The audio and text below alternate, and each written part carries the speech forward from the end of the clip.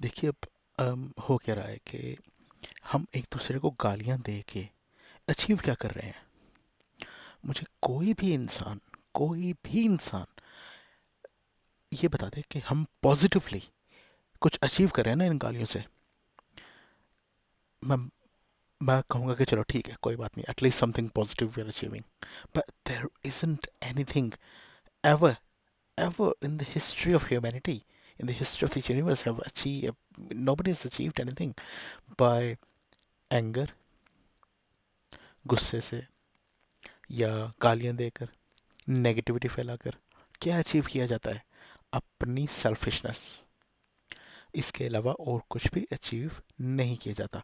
अब बात यहाँ से फिर से हम इसको धर्म से अगर जोड़ें, क्या आपके धर्म ने सिखाया है कि स्वार्थ, सेल्फिशनेस, क्या धर्म सिखाता है? धर्म नहीं सिखाता। अगर ऐसा सिखाता होता तो गुरुद्वारे में लंगर ना लगते, गुरुद्वारे की एंट्रेंस में चार दरवाजे ना होते। अगर ये चीज़ सिखाई गई होती तो मंदिरों में हम हिंदू हैं, भंडारे लगाते हैं। हम कोई भी खास दिन हो उस दिन भंडारे लगाते हैं। हम पंडितों को खाना खिलाते हैं। हम भी लंगर लगाते हैं। अब बहुत से मतलब काम किए जाते हैं। लेकिन जब ऐसा होता है, प्रसाद बांटते हैं, जो भी है। अब क्या, अगर ऐसा होता तो ये चीज़ें धर्म ना सिखाता? ना हिंदू धर्म ना ही सिख धर्म, दोनों धर्म एक दूसरे को ये कहते हैं कि ठीक है जी, इस धर्म को ख़त्म कर दो, अब इसके लोगों को अपने में मिला लो, अपने धर्म को बड़ा कर लो। ऐसा तो कोई घटिया धर्म ही करेगा ना, कि दूसरे दूसरे धर्म के लोगों को तोड़कर अपने धर्म में मिला लो। तो ये तो भाई ये क्या हुआ? तो ये तो 100% सेल्फिशनेस हो गई ना, कि हमने जी अपनी कम्युनिटी को बड़ा करना है, हमने अपनी गैदरिंग को बड़ा करना है, हमने अपने नंबर्स बढ़ाने हैं। तो क्यों बढ़ाने हैं? तो इनसिक्योरिटी है क्या आपको? ना, हमें ऐसा कहीं पे भी नहीं लगता कि सिख धर्म को किसी तरह की इनसिक्योरिटी है, या फिर हिंदू धर्म को किसी तरह की इनसिक्योरिटी हो। कोई भी नहीं है। हजारों सालों से चलते आ रहे हैं, आगे भी चलते रहेंगे। ठीक। लेकिन चेंजेस आते रहेंगे, चेंजेस डेफिनेटली आते रहेंगे, कि टाइम के साथ चेंजेस आते रहते हैं। आगे जा कर के आज से कह लीजिए कि 200 साल के बाद हिंदू धर्म और सिख धर्म दोनों में काफ़ी चेंजेस आ जाएंगे। अब चेंजेस जो आएंगे, लेकिन हमारे ट्रेडिशंस तो वही रहेंगे ना। हमारी पुरानी जो जो आपके गुरु ग्रंथ साहब में लिखे हुए हैं, या जो हमारी गीता में लिखा हुआ है, वो स्क्रिप्चर तो वही रहेगा। लेकिन उसको देखने का नज़रिया बदल चुका होगा। उसको जो नज़रिया बदला होगा, वो जो नज़रिया होगा, वो उस टाइम के, उस माहौल के, क्या एनवायरनमेंट है उसके अकॉर्डिंग वो नज़रिया बन जाएगा। अब उस समय के लोग, आज से 200 साल जो बाद में होगा ना, उस समय के लोग आज के हम पर हंस रहे होंगे कि देखो वो आपस में लड़ रहे थे पागलों की तरह। उनको मतलब वो कई हमारी आज की रीति रिवाजों को लेकर हंसेंगे। ठीक है ना? तो वो उस समय का माहौल होगा।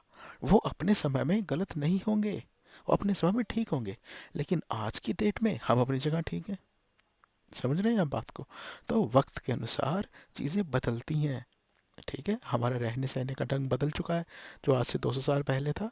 और आज हमारे घरों में एसी है, कूलर है, फैन है, फ्रिज है।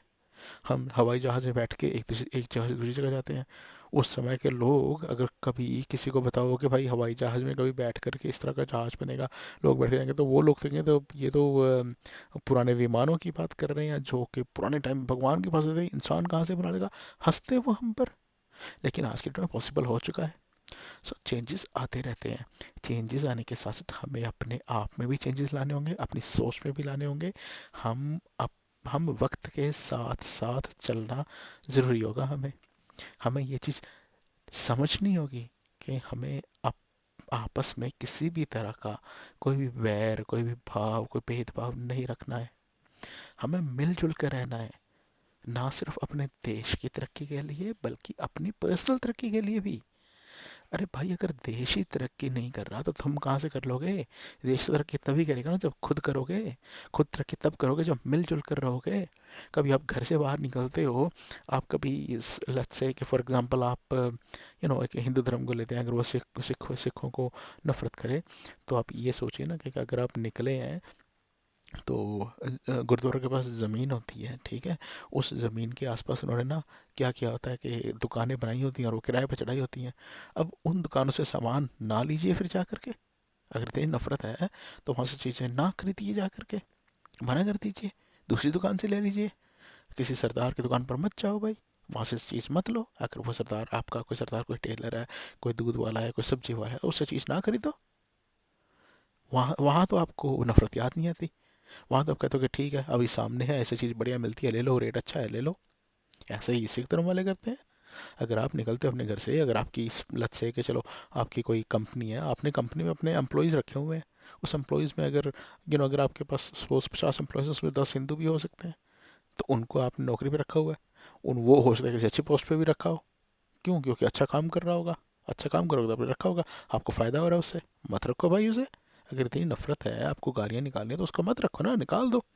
अपने पर्सनल फ़ायदे के लिए तो आप ये जो रंजिश है, जो आप मतलब आपस में जो नफरत है, उसको भूल जाते हो। लेकिन जब कम्युनिटी की बात आती है, जब ऑनलाइन देखते हो, तो आप गालियाँ निकालते हो।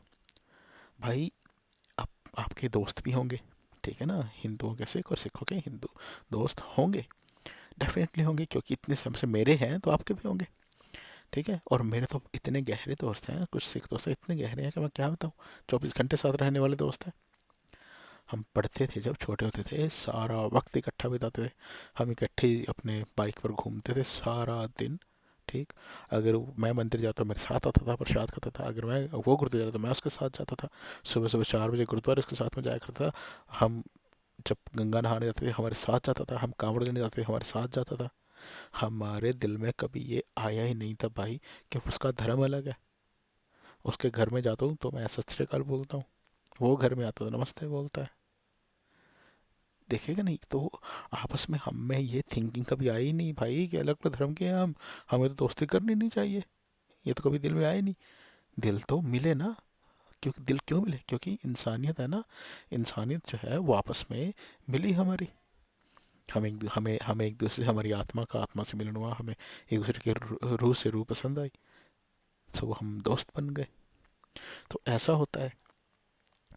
तो अब हमें ऐसा ही कंटिन्यू करना है। अगर हम तरक्की चाहते हैं, अगर हम भला चाहते हैं, अगर हमें वाकई अपने धर्मों से प्यार है भाई, तो मिलजुल कर रहना बहुत ज़रूरी है। हमें ये तोड़ने वाली या एक दूसरे को गालियाँ देने वाली नेगेटिविटी फैलाना, एक दूसरे का बुरा भला कहना, ये हमें रोकना होगा भाई। ये हमें बंद करना होगा। आपको अगर आपको अगर आपको पॉलिटिकल कह लीजिए कि भाई जो आपको गवर्नमेंट है उससे प्रॉब्लम है, ठीक है, आप उस गवर्नमेंट को बोलिए, आप उसकी पॉलिसीज़ को बोलिए। आप उसके बदले में जो लोग उनको सपोर्ट करें, आप उनको नहीं बोल सकते कुछ भी।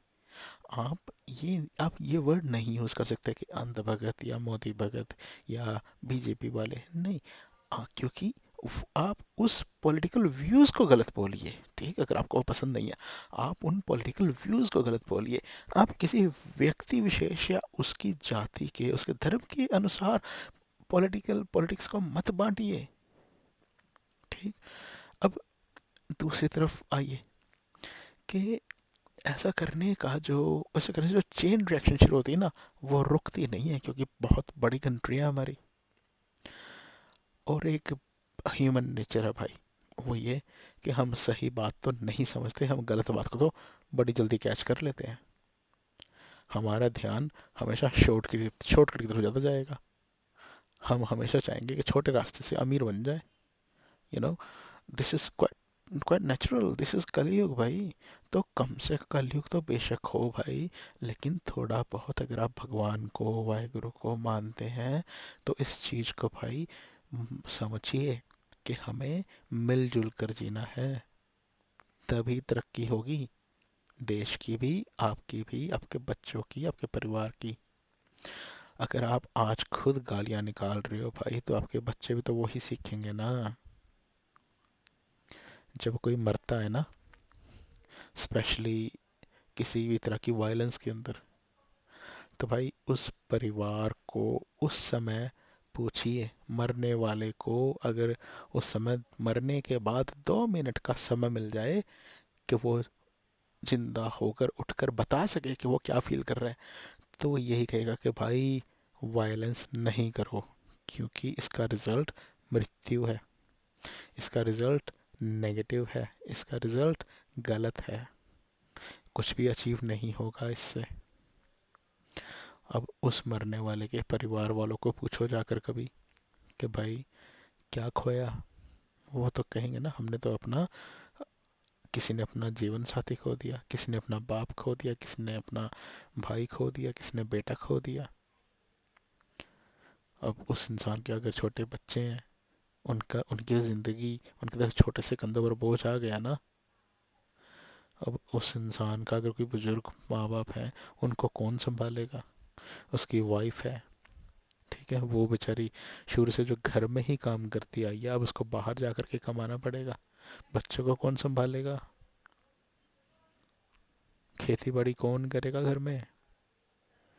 नौकरी पर कौन जाएगा? दुकान कौन चलाएगा? बिजनेस कौन संभालेगा? और अगर अगर कह दो कि बेचारा कोई मजदूर अगर मारा जाता है हिंसा में, तो वो तो बिल्कुल ही बुरे हालात हो गए। वो तो हैंड टू माउथ है बेचारे पहले ही। भाई हमारा देश, वो समय चला गया जब सोने की चिड़िया था। दुनिया ने हमें लूट लूट कर खाया है, दुनिया ने लूट लूट कर खाया है। क्यों लूट लूट कर खाया है? क्योंकि इन्हीं हरकतों की वजह से जो हम आज किए जा रहे हैं, जो हमने आज हम अब भी कर रहे हैं, इन्हीं बेवकूफ़ियों की तरह की वजह से हमें फूट डाली, हम पर राज किया, हमें लूट कर खा गए, हमें गरीब से भी गरीब कर दिया। हम थोड़े तो बैकवर्ड पहले ही थे, हमें और बैकवर्ड बन गए। क्यों? क्योंकि हम तो अपने आटे दाल चावल के बीच में ही फंस के रह गए। हम तो आगे कभी, हमारी सोच उतनी डेवलप हो ही नहीं सकी। तो भाई बदलिए, बदलिए अपने आप को, अपनी सोच को, तभी भलाई होगी आपकी, हमारी, हम सबकी। धन्यवाद।